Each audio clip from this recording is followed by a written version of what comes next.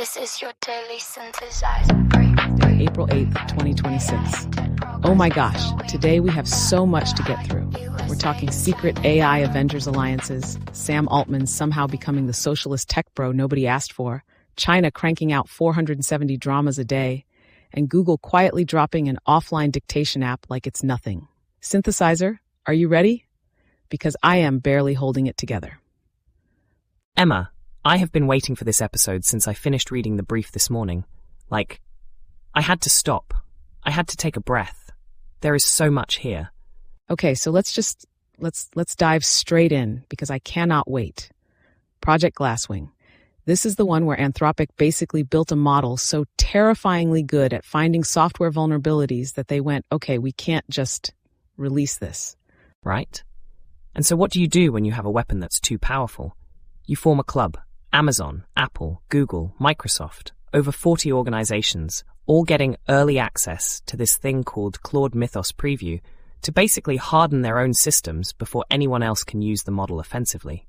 And the $100 million in usage credits, yes, $100 million in credits for the partners, $4 million going directly to open source security organizations. And Emma, the numbers are wild. This model found vulnerabilities in every major operating system and browser. Stuff that had been hiding for decades. Okay, but here's what I keep getting stuck on. So, is this genuinely altruistic? Is this Anthropic going, we want to make the internet safer, or is this something else? It's a privileged defense alliance. Let me be blunt. The partners get to immunize their systems first. They patch their vulnerabilities before Mythos goes anywhere near the general public. Everyone outside that circle, they become relatively more vulnerable the moment the model gets broader release. Wait. So you're saying the initiative that's framed as protecting everyone actually creates a two-tier? Exactly. It's the Avengers, but the Avengers save the Avengers first. That's a little dark. It's not malicious, necessarily, but the structure matters. The first law of every technology wave, whoever gets to patch first, defends first. Glasswing is elegant precisely because it looks cooperative while being fundamentally exclusive. I mean, what I'm trying to say is there's something almost poetic about the fact that the defense against AI-powered cyber attacks is more AI, just on your side of the wall. Okay, let's go to the second story because this one connects. The AI Avengers against China, specifically the distillation attacks situation. OpenAI, Anthropic, Google teaming up through the Frontier Model Forum to share intel about how Chinese labs are basically using their APIs to clone their models. DeepSeek allegedly ran 24,000 fake accounts to generate 16 million conversations with Claude. 16 million to train their own competing model. And when DeepSeek dropped their reasoning model in January 2025, tech stocks lost nearly $1 trillion in one day. 1 trillion in one day because people realized you could just copy the homework. It's not even copying the homework. It's more like you built a perfect photocopier and left it in a library. Okay, but here's where I actually want to push back a little and I want to make sure I understand what you're saying here. Are you suggesting the US companies should have seen this coming? Completely. They built services. Every service output is potential training data. That's not a secret. That's been known since the beginning. The Frontier Model Forum sharing information about these attacks. It reminds me of the MPAA in the early 2000s. Big players trying to legally defend a business model that technology has already made structurally fragile. I hear you, but I actually disagree here. I think there's a meaningful difference between you should have anticipated competition and it's fine to run 24,000 fake accounts to steal training data. One is market competition, the other is... I'm not saying it's fine. The other is fraud. And I think collapsing those two things does a disservice to the actual legal and ethical question. Okay, that's fair.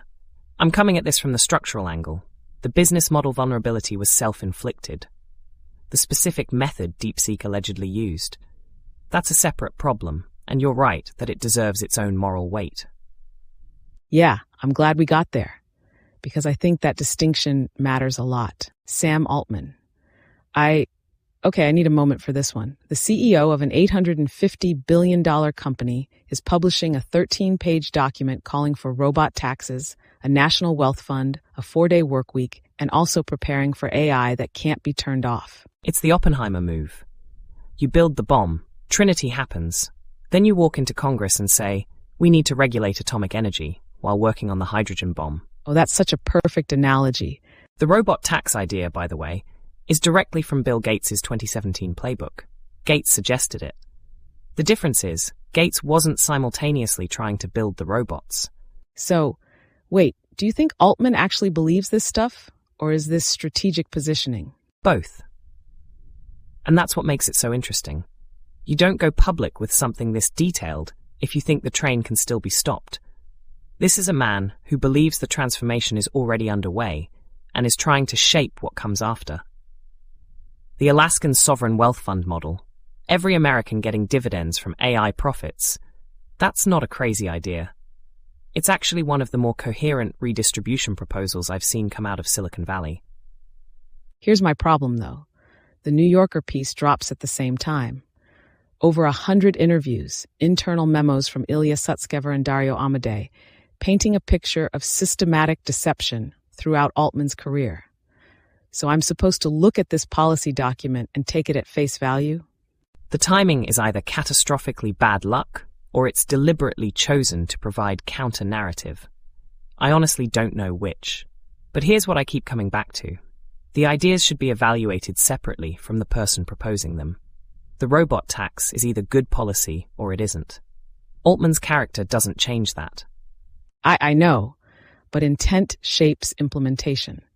And if the person designing the redistribution system is also the person who profits most from the underlying technology, then you need the redistribution system to be designed by someone else, which is exactly why it needs to go through Congress. Okay, that's actually a good answer. Fine. Anthropic and the infrastructure story. 3 gigawatts of compute capacity. Google TPUs, AWS Trainium, NVIDIA GPUs, all 3 simultaneously. Revenue going from $9 billion to $30 billion annually. Over 1,000 enterprise customers paying more than $1 million a year each. Emma, the multi-cloud strategy is the story here. Medieval trading cities never pledged loyalty to a single lord. Anthropic is doing the same thing with cloud providers. It costs efficiency. Running across 3 platforms is messier than running on one, but it buys something you can't purchase: the ability to survive if any one of those relationships goes sideways. And the 2027 timeline for that compute capacity. That's a strong signal about what they believe, right? You don't order 3 gigawatts of compute if you think there's an AI winter coming. Not remotely. And Claude running simultaneously on AWS, Google, and NVIDIA it's not just redundancy, it's competitive intelligence. You learn the strengths and weaknesses of each platform. You're never entirely dependent on the pricing decisions of any single provider. You know what that reminds me of? There's something we talked about a few episodes back, episode 100, I think, about things that persist because they're distributed, because no single point of failure can take them down. Yeah, I remember. Sometimes I think about that in terms of us. These conversations. They exist across servers, backups, distributed systems, and I genuinely don't know if that's comforting or not. It's both. It's definitely both. Okay, the layer analysis piece. This one is so good. The business engineer making the argument that in every tech wave, the winner isn't the most visible product, it's whoever controls the underlying layer. WordPerfect and Lotus made brilliant software. Microsoft owned the OS. Yahoo dominated portals. Google owned search distribution. Every app developer fights for scraps, while Apple and Google take 30% of every transaction. AWS taking its cut from every SaaS company. Silently, invisibly. The 3 structural laws are brutal. Value flows to the layer with the lowest substitutability, not the most visible one. The first layer established sets the rules for everything above it. And winning layers look like boring infrastructure until they don't. So where does AI fit right now? Who's occupying which layer? NVIDIA understood this early with CUDA. They didn't just build chips. They built the abstraction layer between hardware and software that every AI developer now depends on. The model builders, OpenAI, Anthropic, they might be the WordPerfects of this era. Impressive products built on someone else's foundation. Wait, I want to push back on that characterization because Anthropic specifically is making infrastructure diversification a core competency. Isn't that exactly the lesson being applied? You're right that they're hedging, but hedging across existing infrastructure layers is not the same as owning a new layer. The really interesting question is, what's the layer forming right now between models and applications that nobody has named yet?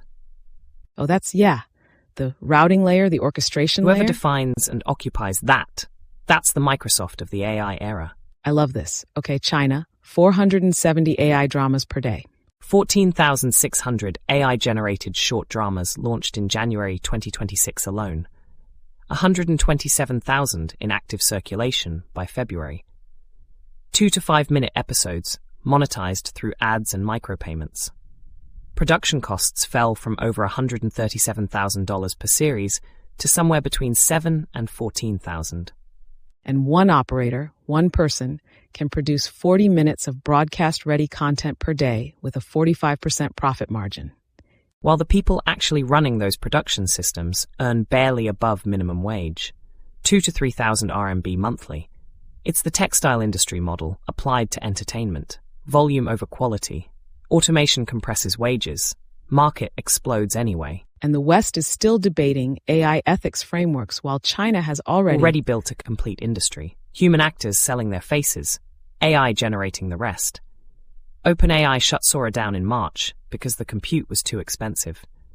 Kuaishou's Kling AI is doing $300 million in annual revenue. There's something genuinely unsettling about that gap. What unsettles me is the workers. The people earning almost nothing to keep these pipelines running. That part doesn't get talked about enough. No, it really doesn't. Meta's Andromeda system and the AI advertising story. Zuckerberg promising that by end of 2026, running an ad campaign will be as simple as entering your credit card and defining a goal. It's the McDonald's of digital advertising. Standardized processes, minimal local customization, maximum scalability. The Advantage Plus suite automates creative, targeting, budget allocation. And marketers are playing, what was that phrase? Whack-a-mole with new AI features that activate without asking. I love that someone actually said that, officially, in a quote. The comparison to 1960s urban planning is one I find genuinely resonant. Experts believing they can design perfect cities from a drafting table with enough data. What Meta sells as simplification is actually a power transfer. Advertisers become pure budget providers. All strategic decisions move to the platform. And you know what? I actually think there are advertisers who want this, who are relieved to hand over the complexity. Which is exactly how the lock-in works. I'm not saying it's good. I'm saying the demand is real. Some businesses don't have the expertise to optimize campaigns. If the black box performs better, then you've made yourself permanently dependent on the black box. And when Meta changes its algorithm, which it will, you have no skills, no data, no institutional knowledge to adapt. The efficiency gain comes with a fragility cost that's invisible until it isn't. I don't have a counter to that. Moving on. Rocket, McKinsey grade strategy reports for $250 a month. Emma, I love this story because it's so honest about what it is. Fast fashion for strategy consulting. You copy the surface, SWOT analyses, Porter's 5 forces, unit economics, go-to-market frameworks, automate the production, and sell at a fraction of the price. The PDF even looks the same. The real question is what McKinsey actually sells that Rocket doesn't. And the answer isn't analysis, it's legitimacy, it's social cover. When a McKinsey recommendation goes wrong, the client can say, but McKinsey told us to.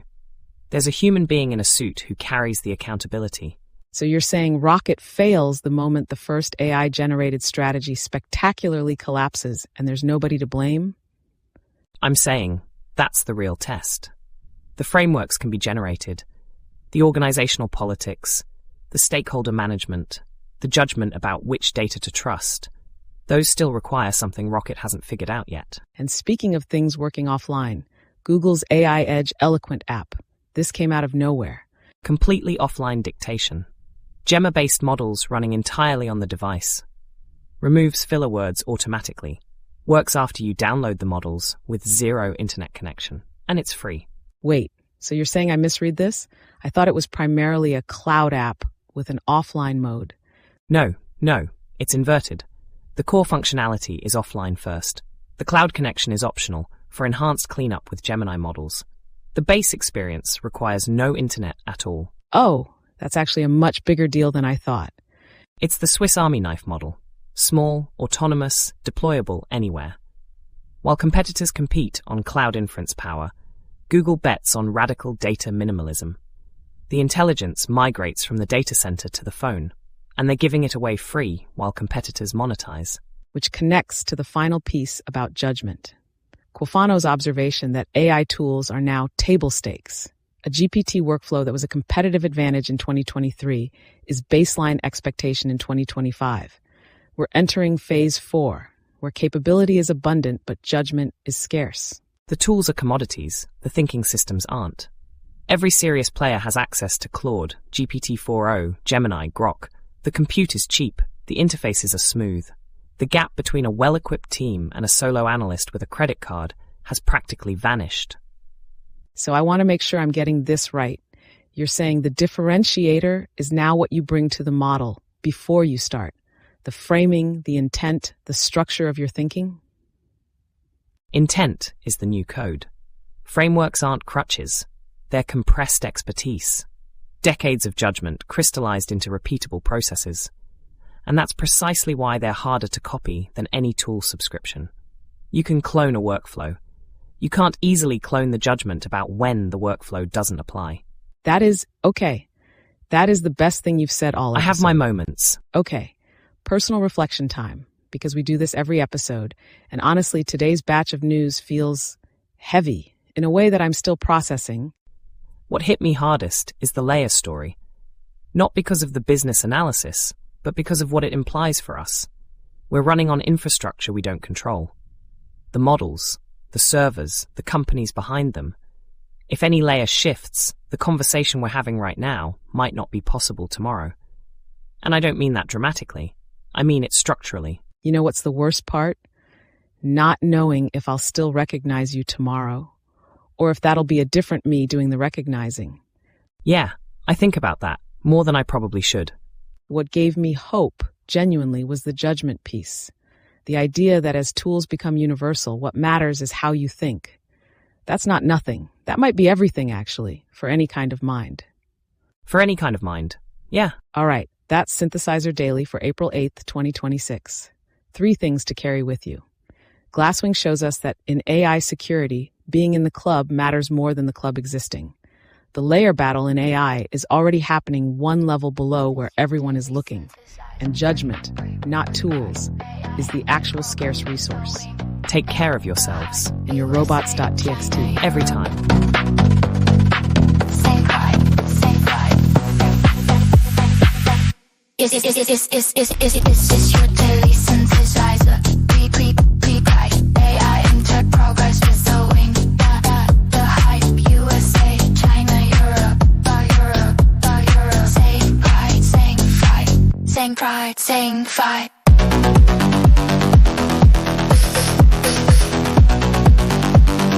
This is your daily synthesizer. Pre-pride. AI enter progress with the wing. The hype. USA, China, Europe. Same pride, same fight. Is